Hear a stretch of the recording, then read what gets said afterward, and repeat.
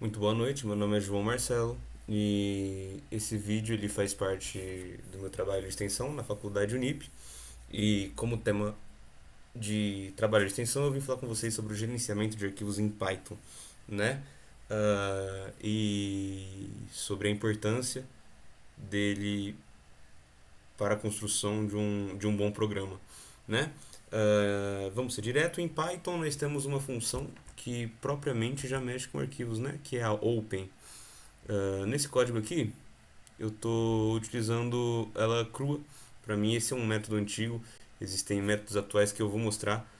Um método atual que eu vou mostrar que é muito melhor para você mexer com arquivos e muito mais seguro. Vamos lá. A variável arquivo aqui está recebendo a função open, com o primeiro parâmetro sendo esse o nome do arquivo, está recebendo antigo.txt no modo write. Esse modo aqui é de escrita, tá? Então, quando eu abro o arquivo nesse modo, eu vou escrever dentro dele, ele me dá a permissão de alterar o arquivo, o que tem dentro dele, tá? Nós temos vários modos, nós temos quatro, se eu não me engano, mais a junção de algum deles, eu vou falar de três especificamente hoje, para não ficar muito longo o vídeo, tá? Então vai trabalhar com o W, que é o write, o R aqui embaixo, que é o read, e mais aqui na frente o A de append, tá? Então, vamos lá, arquivo.write, olá mundo, e, bom, o que vai acontecer aqui? Esse arquivo.write, essa função, ela escreve no arquivo, tá? Então, se o meu arquivo está definido como escrita, por padrão, ele vai escrever. Então, ele vai escrever esse arquivo antigo.txt ou seja, ele vai criar esse antigo.txt e nessa função aqui ela vai escrever dentro desse arquivo antigo.txt. Ou seja, se esse arquivinho aqui já existir, ele apaga o arquivo antigo e cria um novo com essa string aqui, tá? Ou seja, se eu criar agora, se eu não vou rodar esse arquivo porque o meu computador está travando por conta do OBS.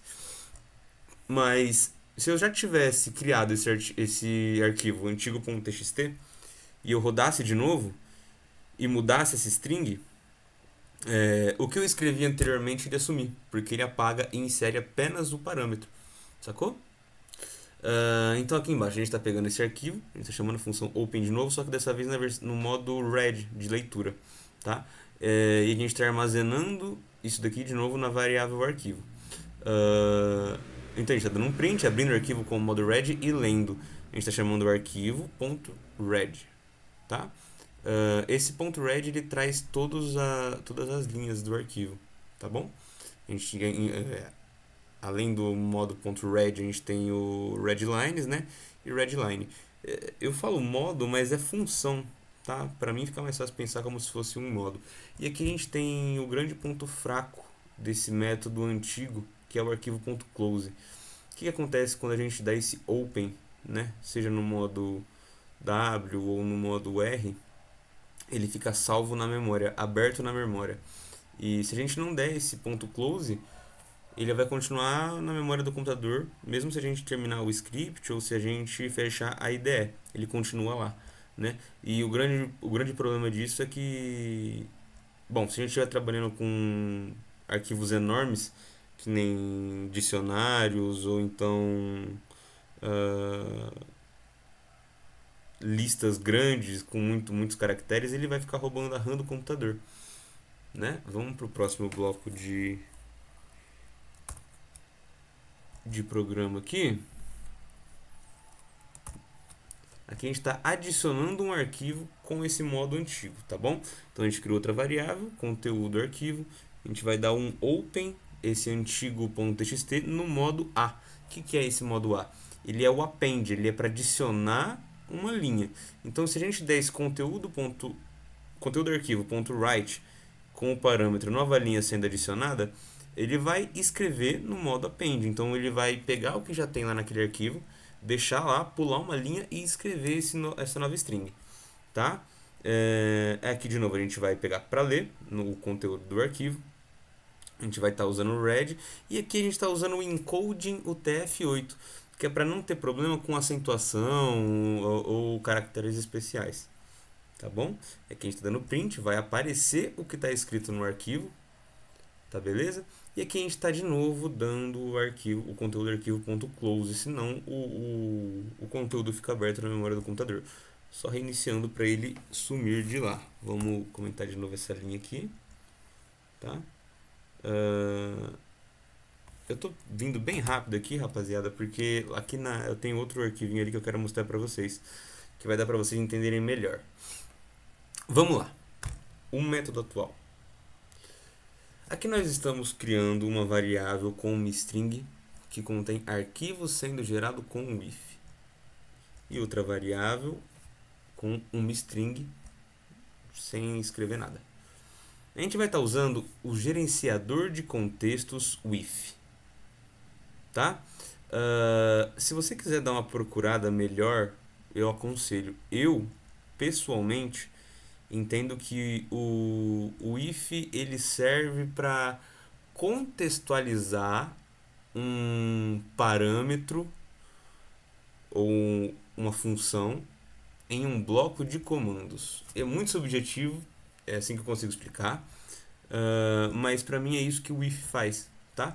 Então a gente está chamando com esse if a função open, né? A gente está abrindo um arquivinho aqui atual.txt no modo W de write escrita com a codificação UTF-8, né? A gente está chamando isso de arquivo. Então a gente está pedindo para ele aqui dentro do if fazer um write no conteúdo. O que acontece aqui? Ele vai dar esse open e automaticamente, quando ele acabar esse bloco de comando, quando o cursor estiver aqui, ele vai fechar o arquivo na memória. Então você não precisa ficar dando um arquivo.close, por exemplo, né? Então, arquivo.write é o mesmo write dali de cima, no conteúdo do arquivo sendo gerado com um if. Perfeito? Aqui a gente está pegando para ler, a gente está chamando no modo R, passando novamente o nome arquivo como identador. A gente tem um arquivo atual aqui e arquivo.read, que é também a mesma função que a gente usou lá em cima. A gente está dando um print em arquivo atual, que a gente adicionou aqui. E perfeito. Aí para a gente adicionar, a gente usa o A também, de append, né? Com if open, a gente passa o nome do arquivo, vírgula. Enfim, olhando de longe, e quando eu olhei a primeira vez, eu tive o mesmo pensamento, ao qual eu vou dizer agora, parece mais complicado do que mexer desse jeito. Só que eu consigo provar e eu vou que não é. Torna-se mais fácil. Perfeito? E o código fica mais robusto. Entendeu? A gente consegue trabalhar melhor com o if. Deixa eu comentar aqui. Vamos para esse outro arquivo.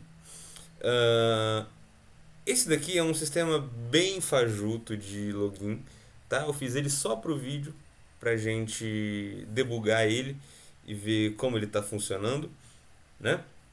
Então vamos lá. A gente vai inicializar o banco de dados em memória como um dicionário vazio. Então a gente tem um dicionário chamado BD, vazio, sem nada. A gente vai tentar carregar o arquivo users.json, né? Então a gente vai tentar, né, abrir ele aqui no modo R. E a gente, se ele existir, né, ele vai carregar tudo nesse dicionário. Se der exceção file not found ou JSON decode error, né, que no caso o arquivo está corrompido, a BD vai ficar vazio mesmo, né? A gente vai adicionar a partir dali. A gente tem uma função chamada terminal. Inclusive, eu lembrei agora, eu preciso adicionar. Não, já chamei. Eu achei que não tinha adicionado ela para rodar. A função terminal, que chama a função logar. A gente tem a função de registrar, né, que registra novos usuários. A gente tem toda uma sequência aqui pra gente filtrar os nomes, né, ver se já existe e tudo mais. Perfeito. O nome vai ser digite seu nome. Se nós não tivermos nome no banco de dados, a gente vai solicitar a senha, né? E bom, a partir disso nós temos BD. Dentro do dicionário BD nós vamos procurar o índice nome e dentro do índice nome nós vamos adicionar um valor chamado senha que recebe senha. No caso, a senha que o usuário digitou, né? Uh, e é aqui que mora o pulo do gato. Aqui é o seguinte: with open users.json no modo W no encode UTF-8 as arquivo. A gente está trabalhando com JSON aqui. Nós vamos dar um json.dump. O que é esse json.dump? Ele vai fazer basicamente o que o write faz. E como ele faz basicamente o que o write faz, nós temos esse open no modo W, ele vai reescrever o arquivo. Mas eu não vou perder tudo? Dessa forma não. Você lembra que a gente instancializou aqui o banco de dados antigo com o BD? Se ele existir, se ele não existir, não tem problema apagar ele. Se não tiver nada nele, tá apagando vazio. Entendeu? Mas se ele existir, ele já vai estar sendo carregado aqui. E a gente está passando como o que vai ser adicionado, a string que vai ser adicionada, o dicionário BD. Então a gente vai salvar isso em arquivo, né, que recebe o open. No indent 4, a gente vai automaticamente identar com quatro espaços de distância da esquerda do arquivo. Né? No caso é um shift, você vai dar um shift para toda vez que você for adicionar alguma coisa, né? E lembrando que isso funciona para os dicionários também. A gente vai ver quando a gente gerar, a gente vai rodar esse arquivo. Né? A gente vai dar um break para sair dali. A gente está chamando o login, a gente está fazendo a verificação se o usuário existe e tudo mais. E vamos ver como isso daqui funciona. É melhor, né? Deixa eu rodar ele aqui. Tá meio lerdo. Meu computador é um pouco fraco para rodar o OBS. E vamos lá, digite seu nome. João, o banco de dados está vazio. Usuário não encontrado, indo para registro. Digite seu nome, João, sua senha, teste. Perfeito. Ele criou users.json. Então nós temos aqui o índice João, que dentro dele tem um outro índice chamado senha, com o valor teste. Perfeito? Então vamos rodar de novo esse arquivo.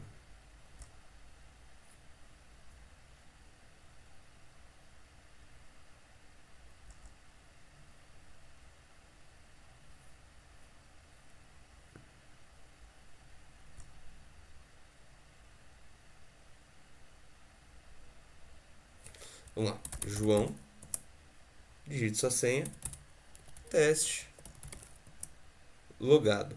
Perfeito. Vamos rodar de novo, porque agora eu quero que vocês percebam o que vai acontecer quando a gente tentar registrar um novo usuário, né? No outro caso, usando o outro estilo de mexer com arquivos, isso se tornaria muito mais complexo.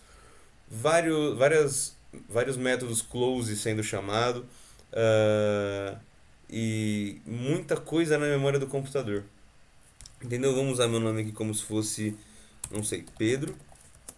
O usuário não é encontrado, indo para registro, Pedro, teste também. Perfeito. Adicionou aqui de uma forma muito mais organizada. O que eu quis dizer com a indentação é isso daqui, ó. 1, 2, 3. Opa, pera aí. Pra não falar que eu tô mentindo, hein? Pra não falar que eu tô mentindo, pera aí. Senha. Aqui, ó. Ele dá literalmente o shift, né? Então eu já vou. É como se só existisse o shift. Mas da frente com o cursor, ó. 1, 2, 3, 4 espaços. E da senha, ele pega a partir do primeiro dígito, primeiro caractere da chave de cima. Então, 1, 2, 3, 4. E por assim vai. Eu espero que vocês tenham gostado, espero que tenham entendido, que isso tenha acrescentado a vocês. E muito obrigado.